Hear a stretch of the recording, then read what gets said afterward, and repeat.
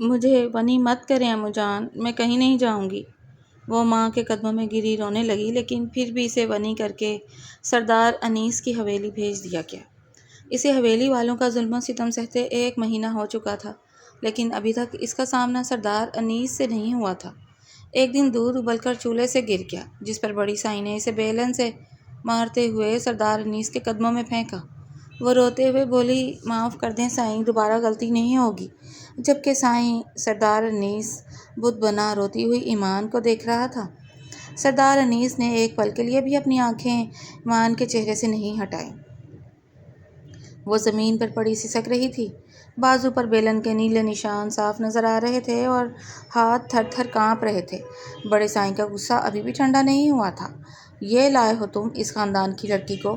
بڑی سائیں نے نخوت سے بیلن میز پر پٹکا۔ نہ کام کا سلیقہ ہے نہ تمیز، دودھ کا برتن پورا چولہے پر الٹ دیا اس کمبخت نے۔ ایمان نے تڑپ کر سردار انیس کے جوتوں کے پاس ہاتھ جوڑے۔ سائیں سچ میں غلطی ہو گئی، ہاتھ چھوٹ گیا تھا، مجھے مت مارے، میں سب صاف کر دوں گی۔ سردار انیس کا چہرہ بالکل سپاٹ تھا۔ اس نے ایمان کی طرف قدم بڑھایا۔ حویلی کا ماحول بالکل ساکت ہو چکا تھا۔ نوکرانیوں نے ڈر کے مارے آنکھیں بند کر لیں۔ ایمان نے خوف سے آنکھیں میچ لیں کہ شاید اب سردار کی طرف سے کوئی سخت سزا آئے گی، لیکن سردار انیس نے بس اتنا کہا، اٹھو۔ ایمان نے ڈرتے ڈرتے نظریں اٹھائیں۔ سردار انیس کی گہری اور سخت آنکھوں میں کوئی غصہ نہیں تھا۔ میں نے کہا اٹھو، اس نے اس بار تھوڑی سخت آواز میں کہا۔ ایمان جلدی سے اٹھی، لیکن درد کی وجہ سے اس کی ٹانگیں لڑکھڑا گئیں۔ اس سے پہلے کہ وہ گرتی، سردار انیس نے اسے بازو سے پکڑ کر سیدھا کیا۔ انیس، یہ کیا طریقہ ہے؟ یہ ہمارے دشمنوں کے خون بہا میں آئی ہوئی ونی ہے، تم اس کی طرفداری کر رہے ہو؟ بڑی سائیں نے گھبرا کر کہا۔ سردار انیس نے سکون سے اپنی ماں کی طرف دیکھا۔ بڑی سائیں، اگر اس نے غلطی کی ہے تو کام دو اسے، لیکن یوں بیلن سے مارنا حویلی کے اصولوں کے خلاف ہے۔ اصول؟ بڑی سائیں ہنسی۔ تم بھول رہے ہو کہ اس کے بھائی نے تمہارے چھوٹے بھائی کاشف کو گولی ماری تھی؟ یہ لڑکی یہاں عیش کرنے نہیں، اپنے بھائی کے گناہ کا بھگتان بھگتنے آئی ہے۔ یہ سنتے ہی ایمان کا دل بیٹھ گیا۔ 2 ماہ پہلے کا منظر اس کی آنکھوں کے سامنے گھوم گیا۔ گھر کا صحن خوشیوں سے مہک رہا تھا۔ اس کا کزن عدنان اور بھائی زاہد آپس میں ہنس ہنس کر باتیں کر رہے تھے۔ ایمان، جلدی چائے لاؤ، عدنان بھائی کو نکلنا ہے، زاہد نے صحن سے آواز لگائی تھی۔ ایمان مسکراتی ہوئی چائے کی ٹرے لے کر باہر آئی تھی۔ بھائی، اتنی بھی کیا جلدی ہے؟ کزن آئے ہیں تو تھوڑی دیر بیٹھنے دیں، عدنان نے ہنس کر کہا تھا۔ ارے ایمان، کام ہے، باؤنڈری پر جانا پڑے گا، اگلی بار آؤں گا تو تمہاری پسندیدہ مٹھائی لاؤں گا۔ کسی کو نہیں معلوم تھا کہ اس شام کیا ہونے والا تھا۔ زاہد کی زمین کے معاملے پر حویلی والوں سے تلخ کلامی ہوئی اور پھر اچانک فائرنگ کی آواز آئی۔ زاہد کی گولی کاشف کو جا لگی اور پھر پنچایت بیٹھی، فیصلے ہوئے اور ایمان کی ماں کے بین پورے گاؤں میں گونج اٹھے۔ مجھے ونی مت کرو امو جان، میں کہیں نہیں جاؤں گی، لیکن اسے قربانی کا بکرا بنا دیا گیا۔ سردار انیس نے گہرا سانس لیا اور بڑی سائیں سے کہا، کاشف اب اس دنیا میں نہیں ہے بڑی سائیں، اور اس لڑکی کو یہاں لانے کا فیصلہ پنچایت کا تھا، اپاہج بنانے کا نہیں۔ یہ کہہ کر سردار انیس حویلی کے صحن کی طرف بڑھ گیا، لیکن جاتے جاتے اس نے ملازمہ ماسی سکینہ کو اشارہ کیا، اس کے زخموں پر پٹی کرو۔ بڑی سائیں غصے میں اپنے کمرے میں چلی گئیں۔ ایمان وہیں کھڑی ہچکیاں لیتی رہی۔ ماسی سکینہ اسے سائے میں لے گئی اور ہلکے سے زخموں پر مرہم لگانے لگی۔ بیٹی، تو نے بڑی سائیں کا غصہ دیکھ لیا نا، اب ذرا سنبھل کر رہا کر۔ ماسی، کیا سردار انیس بھی ویسے ہی ظالم ہے؟ ایمان نے خوف زدہ آواز میں پوچھا۔ تو ماسی سکینہ نے آس پاس دیکھا اور دھیمی آواز میں بولی، سردار انیس کا دل پتھر کا ہے بیٹی، لیکن وہ بلا وجہ کسی پر ہاتھ نہیں اٹھاتا۔ ہاں، پر کاشف بابو کی موت نے اسے اندر سے بدل دیا ہے، پہلے وہ ایسا نہیں تھا۔ اس وقت حویلی کے مرکزی دروازے پر گاڑی کے ہارن کی آواز آئی۔ سردار انیس کی چچا زاد بہن ثنا اور اس کی امی چھوٹی سائیں حویلی میں داخل ہوئیں۔ ثنا شہر میں پڑھتی تھی اور کافی تیز ترار لڑکی تھی۔ ثنا نے حویلی میں قدم رکھتے ہی ایمان کو دیکھا، جو پرانے کپڑوں میں روتی ہوئی ایک کونے میں بیٹھی تھی۔ امی، یہ وہی ہے نا زاہد کی بہن؟ ثنا نے نفرت سے ایمان کی طرف اشارہ کیا۔ چھوٹی سائیں نے منہ بنایا، ہاں وہی، ونی کر کے لائی گئی بدقسمت ہے۔ ثنا ایمان کے قریب آئی اور اس کا تھوڑی سے چہرہ اوپر کیا۔ شاندار صورت ہے، لیکن خاندان قاتلوں کا ہے، لائیے ماسی یہ مرہم مجھے دیجیے، میں ذرا اس کی خدمت کروں۔ ثنا نے مرہم کا برتن لیا اور ایمان کے زخم پر اتنے زور سے دبایا کہ ایمان کے منہ سے چیخ نکل گئی۔ باجی چھوڑیں، درد ہو رہا ہے، ایمان نے التجا کی۔ درد؟ ثنا ہنسی۔ جو درد ہمارے کاشف بھائی کے جانے سے ہوا، اس کے آگے یہ کچھ بھی نہیں ہے۔ کیا ہو رہا ہے یہاں؟ ایک دم سردار انیس کی کڑکدار آواز گونجی۔ وہ سامنے والے دالان میں کھڑا تھا۔ ثنا نے فوراً اپنے ہاتھ پیچھے کر لیا اور معصوم بن گئی۔ انیس، میں تو بس اس کے زخم صاف کر رہی تھی، یہ خود ہی ڈرامے کر رہی ہے۔ ثنا نے صفائی دی۔ سردار انیس نے ثنا کو سخت نظروں سے دیکھا۔ ثنا، تم اپنے کمرے میں جاؤ اور آئندہ مجھے تم اس لڑکی کے قریب نظر نہ آنا۔ ثنا کا منہ بن گیا لیکن وہ کچھ بولے بغیر اندر چلی گئی۔ سردار انیس ایمان کے پاس آیا۔ ایمان نے ڈر کے مارے اپنے قدم پیچھے ہٹا لیے۔ ڈرو مت، انیس نے دھیمی لیکن سنجیدہ آواز میں کہا۔ تمہیں اس حویلی میں کام کرنا پڑے گا لیکن کوئی تمہارے ساتھ زبردستی نہیں کرے گا۔ ایمان نے ہمت کر کے انیس کی طرف دیکھا۔ سائیں، اگر آپ اتنے برے نہیں ہیں تو مجھے واپس میری ماں کے پاس کیوں نہیں بھیج دیتے؟ میں نے تو کچھ نہیں کیا۔ انیس کے چہرے کے تاثرات ایک دم سخت ہو گئے۔ کچھ سوالوں کے جواب نہیں ہوتے۔ ایمان، تم یہاں ونی بن کر آئی ہو اور ونی کا حویلی سے جنازہ ہی نکلتا ہے۔ یہ جملہ ایمان کے دل پر تیر کی طرح لگا۔ وہ خاموش ہو گئی۔ شام کے وقت حویلی میں ایک نیا ہنگامہ کھڑا ہو گیا۔ سردار انیس کے معتمد خاص رحیم چاچا نے آ کر انیس کو ایک بند لفافہ تھمایا۔ سردار، یہ شہر سے آیا ہے، کاشف بابو کے آخری سامان میں سے ملا ہے۔ سردار انیس نے خاموشی سے وہ لفافہ رحیم چاچا کے ہاتھ سے لیا اور کھول کر کاغذ باہر نکالا۔ اس میں کاشف کی کچھ تحریریں اور ایک ہسپتال کی پرانی رپورٹ تھی۔ انیس کے چہرے کے تاثرات اور سخت ہو گئے۔ اس نے لفافہ اپنی جیب میں ڈالا اور بنا کچھ کہے اپنے کمرے کی طرف بڑھ گیا۔ دوسری طرف ثنا اپنے کمرے میں کھڑکی کے پاس کھڑی باہر کا منظر دیکھ رہی تھی۔ وہ بچپن سے سردار انیس کو پسند کرتی تھی۔ یہ معمولی سی ونی اور انیس اس کے لیے مجھ پر چیخا؟ ثنا نے دانت پیس کر کہا۔ اس نے فوراً اپنی ماں یعنی چھوٹی سائیں کے کمرے کا رخ کیا۔ امی، آپ دیکھ رہی ہیں انیس کا رویہ؟ ثنا نے کمرے میں داخل ہوتے ہی غصے سے کہا۔ اس قاتل کی بہن کی وجہ سے اس نے سب کے سامنے میری بے عزتی کی۔ چھوٹی سائیں نے ثنا کو تسلی دی۔ ارے تو کیوں پریشان ہوتی ہے، وہ تو بس حویلی کے اصولوں کی بات کر رہا تھا۔ انیس کو میں اچھی طرح جانتی ہوں، وہ اس لڑکی سے کوئی ہمدردی نہیں رکھتا۔ نہیں امی، مجھے انیس کے دل میں اس کے لیے کوئی بھی نرمی برداشت نہیں۔ انیس صرف میرا ہے اور اس حویلی کی مالکن بھی صرف میں بنوں گی۔ ثنا کی آنکھوں میں نفرت صاف نظر آ رہی تھی۔ اگلے ہی دن ثنا نے موقع دے کر ایمان کو گھیر لیا۔ ایمان باورچی خانے میں برتن صاف کر رہی تھی۔ اوئے ونی، ثنا نے روبدار آواز میں پکارا۔ ایمان نے ڈرتے ڈرتے سر اٹھایا۔ جی باجی۔ ثنا اس کے قریب آئی اور اس کا ہاتھ زور سے مروڑ دیا۔ باجی چھوڑیں، درد ہو رہا ہے۔ ایمان کی آنکھوں سے آنسو نکل آئے۔ درد؟ یہ تو ابھی شروعات ہے، ثنا نے اس کے کان کے قریب جھک کر کہا۔ سن لے، اگر تو نے انیس کے سامنے دوبارہ کوئی ڈرامہ کیا یا اس کی ہمدردی حاصل کرنے کی کوشش کی تو تیرے بھائی زاہد کی لاش تیرے گھر پہنچے گی۔ نہیں باجی، میں نے کچھ نہیں کیا، سائیں نے خود ہی۔ چپ رہ، ثنا نے اسے دھکا دیا اور وہ برتنوں پر جا گری۔ انیس صرف میرا ہے، اس حویلی میں تیری حیثیت ایک جوتی سے زیادہ نہیں ہے۔ ذرا سا بھی آگے بڑھنے کی کوشش کی تو تجھے زندہ جلا دوں گی۔ ایمان خاموشی سے روتی رہی۔ امی جان، مجھے مت بھیجے، میں وہاں مر جاؤں گی۔ ایمان اپنی ماں کے قدموں سے لپٹ کر رو رہی تھی۔ ماں نے تڑپ کر اسے گلے سے لگایا۔ ایمان میری بچی، پنچایت کا فیصلہ ہے، اگر تو نہ گئی تو وہ تیرے بھائی کو مار دیں گے۔ تیرے باپ کے جانے کے بعد وہی تو ایک سہارا ہے۔ لیکن امی، میں نے کیا قصور کیا ہے؟ تو ہماری عزت ہے بیٹی، اپنے بھائی کی زندگی کی بھیک بن کر جا رہی ہے تو۔ ماں کے ان الفاظ نے ایمان کا دل توڑ دیا تھا اور وہ خاموشی سے گاڑی میں بیٹھ گئی تھی۔ ان یادوں نے ایمان کو اندر سے توڑ کر رکھ دیا تھا۔ لیکن اب ثنا کا ظلم روز بروز بڑھتا ہی جا رہا تھا۔ کچھ دن بعد ثنا نے ایک بڑا جال بچھایا۔ اس نے بڑی سائیں کے کمرے سے ان کا قیمتی ہار چپکے سے اٹھایا اور ایمان کے پرانے کپڑوں کی پوٹلی میں چھپا دیا۔ دوپہر کے وقت حویلی میں شور مچ گیا۔ میرا ہار نہیں مل رہا، حویلی میں چور گھس آیا ہے، بڑی سائیں چیخ رہی تھیں۔ ثنا فوراً بولی، بڑی دائی، اور کون ہو سکتا ہے؟ یہ ونی ہی ادھر ادھر گھومتی رہتی ہے، اس کی تلاشی لیں۔ ماسی سکینہ نے بچاؤ کرنا چاہا۔ نہیں بی بی جی، ایمان ایسی لڑکی نہیں ہے۔ تو چپ کر ماسی، ثنا نے غصے سے کہا اور ایمان کے کمرے میں جا کر اس کا سامان چھان مارا۔ کچھ ہی دیر میں ہار اس کی پوٹلی سے نکل آیا۔ بڑی سائیں کا غصہ 7ویں آسمان پر پہنچ گیا۔ چور کہیں کی، قاتلوں کی خون میں ہی ہیراکاری ہوتی ہے۔ انہوں نے ایمان کو تھپڑ مارا اور بولی، آج سے اسے حویلی کے صحن میں کوڑے لگیں گے۔ اسی وقت سردار انیس وہاں پہنچ گیا۔ کیا ہو رہا ہے یہاں؟ ثنا نے فوراً ہار دکھایا۔ انیس دیکھو، اس نے بڑی تائی کا ہار چرایا ہے، یہ حویلی کے ماحول کو خراب کر رہی ہے۔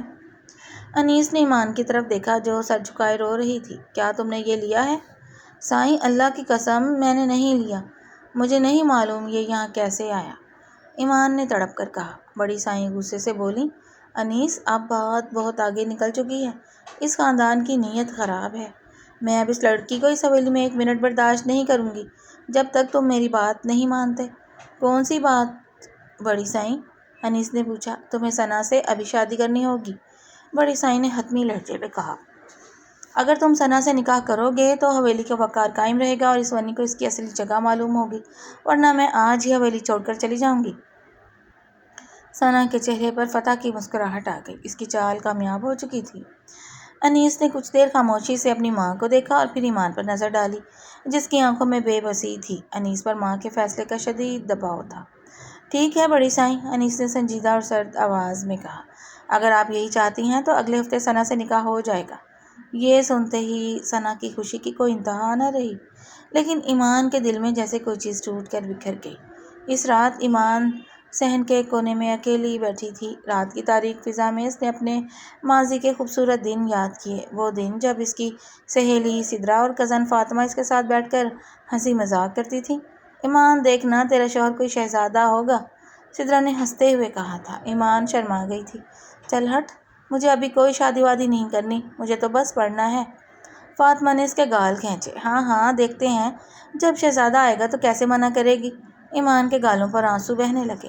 کہاں گئے وہ دن، کہاں گیا وہ شہزادہ، مجھے تو ظلم کی بھٹی میں جھونک دیا گیا۔ نہیں، اس نے اپنے آنسو پونچھے، میں کب تک یوں روتی رہوں گی، کب تک ثنا حویلی والے مجھے موقف بنا کر مجھ پر ظلم کرتے رہیں گے۔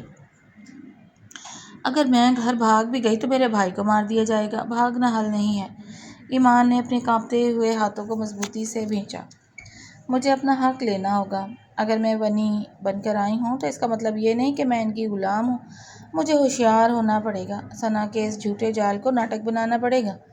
اگلی صبح ثنا باورچی خانے میں آئی تاکہ ایمان کو مزید ذلیل کر سکے۔ سونے، میرے لیے چائے بنا کر لا، اور ہاں ذرا تمیز سے لانا، اب میں اس حویلی کی مالکن بننے والی ہوں، ثنا نے اتراتے ہوئے کہا۔ ایمان نے اس بار ڈرنے کے بجائے سیدھی نظریں اٹھا کر ثنا کی آنکھوں میں دیکھا۔ اس کے چہرے پر خوف کا نام و نشان نہیں تھا۔ جی باجی، بنا دیتی ہوں چائے۔ ایمان کی آواز بالکل صاف اور مضبوط تھی۔ لیکن ایک بات یاد رکھیے گا، جو ہار آپ نے میری پوٹلی میں رکھا تھا، اس کا سچ ایک دن سردار انیس کے سامنے ضرور آئے گا۔ ثنا کا رنگ ایک دم فک ہو گیا۔ تو کیا بکواس کر رہی ہے؟ ایمان نے دھیمی مسکراہٹ کے ساتھ کہا۔ آپ کو بھی معلوم ہے اور مجھے بھی کہ وہ ہار کس نے رکھا تھا۔ اب میں چپ نہیں رہوں گی۔ اس وقت دالان میں سردار انیس آ کر کھڑا ہو گیا۔ اس نے ایمان کا بدلا ہوا انداز اور ثنا کے چہرے کی اڑتی ہوئی رنگت دیکھ لی تھی۔ انیس کی جیب میں ابھی بھی وہ لفافہ موجود تھا جو کاشف کے سامان سے ملا تھا۔ سردار انیس دالان میں کھڑا ثنا کے چہرے کی رنگت اڑتے دیکھ رہا تھا۔ وہ خاموشی سے باورچی خانے کے قریب آیا۔ ثنا، تم اندر جاؤ۔ انیس کی آواز اتنی سرد تھی کہ ثنا بغیر کچھ کہے تیزی سے قدم بڑھاتی وہاں سے نکل گئی۔ انیس نے جیب سے وہی بند لفافہ نکالا اور ایمان کے سامنے رکھ دیا۔ ایمان، یہ کاشف کا سامان شہر کے اسپتال سے لایا گیا ہے، یہ وہ سچ ہے جو تم سب سے چھپایا گیا تھا۔ ایمان نے ڈرتے ڈرتے لفافہ کھولا۔ اس میں ایک خط اور ہسپتال کی رپورٹ تھی۔ کاشف کی تحریر صاف تھی۔ اگر مجھے کچھ ہو جائے تو بھائی انیس کو بتانا کہ میری جان زاہد نے نہیں لی، زمین کا جھگڑا صرف ایک بہانہ تھا۔ ثنا اور چھوٹی سائیں نے مجھے زہر دیا تھا کیونکہ میں ان کی شہر والی جائیداد کا سچ جان چکا تھا۔ زاہد نے فائرنگ صرف اپنے بچاؤ میں ہوائی کی تھی، لیکن ثنا نے پیچھے سے مجھ پر زہر ملا شربت پلایا تھا۔ ایمان کی آنکھوں سے آنسو جاری ہو گئے، لیکن اس بار وہ خوف کے نہیں دکھ کے تھے۔ سائیں، یہ کاشف بابو کا خط؟ میرے بھائی نے گولی نہیں ماری تھی؟ میری ماں تڑپتی رہی، میں ونی بن کر یہاں ذلیل ہوتی رہی، اور قاتل آپ کے اپنے گھر میں بیٹھے ہیں۔ ہاں ایمان، انیس کی آواز بھاری ہو گئی، میں اس بات کی تفتیش کروا رہا تھا اور آج ہسپتال کے ڈاکٹر نے بھی تصدیق کر دی ہے۔ میرے بھائی کو زہر دیا گیا تھا تو پھر آپ خاموش کیوں ہیں؟ ایمان چیخ پڑی، مجھے کیوں اس دوزخ میں رکھا ہوا ہے؟ میری زندگی برباد کر دی آپ لوگوں نے، سچ اب سب کے سامنے آئے گا، انیس نے کہا اور سیدھا بڑی سائیں کے کمرے کی طرف بڑھ گیا۔ ایمان بھی اس کے پیچھے بڑی سائیں، چھوٹی سائیں اور ثنا وہاں موجود نکاح کی تیاریوں کی باتیں کر رہی تھیں۔ انیس نے جا کر وہ کاغذات بڑی سائیں کی گود میں پھینکے۔ یہ کیا بدتمیزی ہے انیس؟ بڑی سائیں غصے سے بولی۔ پڑھیے اسے بڑی سائیں، انیس چیخا۔ دیکھیں کہ آپ کے چھوٹے بیٹے کا قاتل کون ہے؟ وہ زاہد نہیں بلکہ آپ کی یہ دیورانی اور ثنا ہے۔ چھوٹی سائیں کا چہرہ زرد پڑ گیا جبکہ ثنا کے ہاتھ سے چوڑیاں چھوٹ کر فرش پر گر گئیں۔ یہ جھوٹ ہے انیس، یہ ونی کا گھڑا ہوا ڈرامہ ہے، ثنا جلدی سے بولی۔ بکواس بند کرو ثنا، انیس نے ثنا کا ہاتھ دبوچ لیا۔ کاشف کی اپنی تحریر ہے اور ڈاکٹر کی رپورٹ ہے، تم نے اسے زہر دیا تاکہ جائیداد تمہارے نام ہو سکے اور الزام زاہد پر ڈال کر اس خاندان کو تباہ کر دیا۔ بڑی سائیں نے کاشف کی تحریر پڑھی تو ان کا جسم کانپنے لگا۔ وہ تڑپ کر اپنی جن سے پیارے کاشف کی رپورٹ دیکھ رہی تھی۔ یا اللہ ثنا، تو نے میرے کاشف کو مارا اور میں اس معصوم لڑکی پر ظلم کرتی رہی۔ بڑی سائیں نے روتے ہوئے ثنا کو زوردار تھپڑ مارا۔ تو نے میری ممتا کا سودا کیا، تو نے مجھ سے میرا بیٹا چھین لیا۔ ثنا روتے ہوئے چھوٹی سائیں کے پیچھے چھپنے لگی۔ امی کچھ بولیں۔ انیس مجھے معاف کر دو، ہم سے غلطی ہو گئی۔ غلطی؟ انیس کی آنکھوں میں خون اتر آیا تھا۔ تم دونوں نے ایک ماں سے اس کی بیٹی چھینی، ایک معصوم کو بنی بنایا اور میرے بھائی کا خون کیا۔ رحیم چاچا فوراً اندر آئے۔ پولیس کو فون کرو اور ان دونوں ماں بیٹی کو ان کے حوالے کرو۔ کاشف کے قتل اور دھوکہ دہی کا مقدمہ میں خود لڑوں گا، انیس نے حتمی لہجے میں کہا۔ ثنا اور چھوٹی سائیں منتیں کرتی رہیں لیکن پولیس آ کر انہیں گھسیٹتے ہوئے لے گئی۔ حویلی کا غرور اور ثنا کا جال ایک ہی پل میں خاک میں مل گیا تھا۔ بڑی سائیں گھٹنوں کے بل فرش پر گر پڑی اور انہوں نے ایمان کی طرف دیکھا جو خاموش رو رہی تھی۔ بڑی سائیں ایمان کے قدموں میں جا بیٹھیں۔ مجھے معاف کر دے بیٹی، میں نے تجھ پر بہت ظلم کیا، میں اپنے بیٹے کے غم میں اندھی ہو گئی تھی، مجھے خبر ہی نہیں تھی کہ قاتل تو میرے اپنے ہی گھر میں بسا ہوا ہے۔ بڑی سائیں ہچکیوں سے رو رہی تھی۔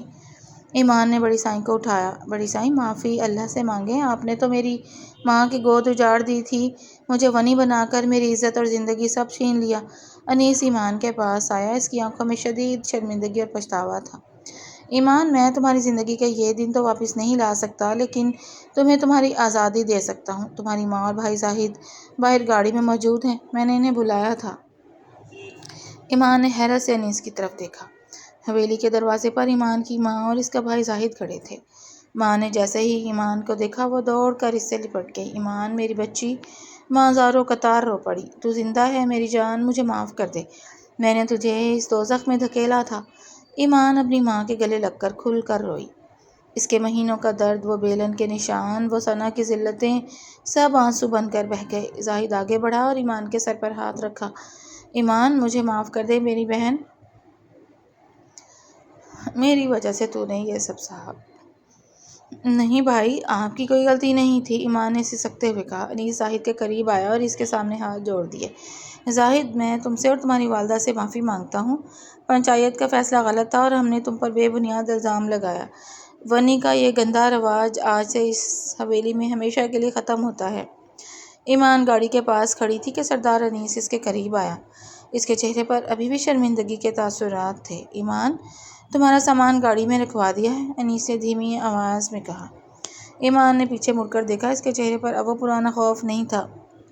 شکریہ سائیں، آپ نے سچ کا ساتھ دیا۔ شکریہ سائیں، انیس نے تھوڑا ہچکچاتے ہوئے کہا۔ اگر تم چاہو تو اب بھی اس حویلی میں رہ سکتی ہو لیکن ونی بن کر نہیں، اس حویلی کی مالکن بن کر۔ ایمان نے حیرت سے انیس کو دیکھا، پھر اس کے منہ سے بے اختیار ایک ہلکی سی ہنسی نکل گئی۔ سائیں، آپ کو لگتا ہے میں اتنی آسانی سے مان جاؤں گی؟ پہلے بیلن سے پٹوایا، پھر شادی کا ڈرامہ دکھایا اور اب سیدھا مالکن۔ انیس کے چہرے پر ایک جاندار مسکراہٹ آئی۔ اس نے مہینوں بعد دکھائی تھی۔ تو تم کیا چاہتی ہو؟ میں تم سے باقاعدہ معافی مانگوں؟ صرف معافی سے کام نہیں چلے گا، ایمان نے شرارت سے آنکھ ماری۔ اگر مجھ سے شادی کرنی ہے تو پہلے میرے بھائی زاہد سے رشتہ مانگنا پڑے گا، پنچایت کے فیصلے پر نہیں، عزت کے ساتھ۔ زاہد جو پاس ہی کھڑا تھا ہنس پڑا اور بولا، ہاں سائیں، اب تو میری بہن کا حکم سننا ہی پڑے گا۔ 3 مہینے بعد انیس کی حویلی کو دلہن کی طرح سجایا گیا تھا۔ اس بار حویلی میں کوئی زبردستی نہیں تھی بلکہ ہر طرف خوشی کا ماحول تھا۔ ایمان سرخ رنگ کے جوڑے میں سج دھج کر اپنے کمرے میں بیٹھی تھی۔ انیس کمرے میں داخل ہوا تو ایمان کو دیکھ کر بس دیکھتا ہی رہ گیا۔ کیا دیکھ رہے ہیں سائیں؟ ایمان نے تھوڑا شرما کر لیکن شرارتی انداز میں پوچھا۔ دیکھ رہا ہوں کہ میری ونی اب کتنی نٹکھٹ ہو گئی ہے، انیس نے مسکرا کر کہا اور اس کے قریب بیٹھ گیا۔ خبردار جو مجھے ونی کہا، ایمان نے مصنوعی غصے سے انگلی دکھائی۔ اب میں ونی نہیں، اس حویلی کی سردارنی ہوں۔ جی بالکل میری بھولی بیگم، انیس نے کانوں کو ہاتھ لگایا۔ ویسے وہ بیلن کا نشان اب بھی ہے بازو پر؟ ایمان نے جھوٹ موٹ کا منہ بنایا۔ ہاں، اور وہ نشان مجھے روز یاد دلائے گا کہ مجھے آپ سے کتنا کام کروانا ہے۔ باورچی خانے کے برتن آج سے آپ صاف کریں گے۔ انیس نے ہنستے ہوئے ایمان کا ہاتھ تھام لیا۔ منظور ہے، تم جو کہو گی وہی ہوگا، بس شرط یہ ہے کہ تم یوں ہی مسکراتی رہو۔ انیس نے ایمان کا ہاتھ دبایا اور دھیمے سے پوچھا، سچ بتاؤ، پہلے دن جب میں نے تم سے اٹھو کہا تھا تو دل میں کیا آیا تھا؟ ایمان نے پلکیں اٹھا کر شرارت سے کہا، سوچا تھا کتنا رکھا سردار ہے، لیکن بعد میں پتہ چلا کہ صاحب کا دل تو موم کا ہے، بس چہرے پر بلا وجہ کا رعب بنا کر رکھتے ہیں۔ اچھا، تو اب رعب نہیں چلے گا؟ انیس نے ہنس کر پوچھا۔ بالکل نہیں، اب صرف میرا حکم چلے گا، ایمان نے اتراتے ہوئے کہا۔ انیس نے مسکرا کر سر جھکا دیا۔ جو حکم میری سردارنی صاحبہ۔ دونوں کی کھلکھلاہٹ سے کمرہ گونج اٹھا اور زندگی کی نئی شروعات ہو گئی۔ ایمان نے انیس کے کندھے پر اپنا سر رکھ دیا۔ حویلی کی پرانی تلخیاں اب ختم ہو چکی تھیں اور ان کی زندگی میں ایک پیار بھری نئی صبح کا آغاز ہو چکا تھا۔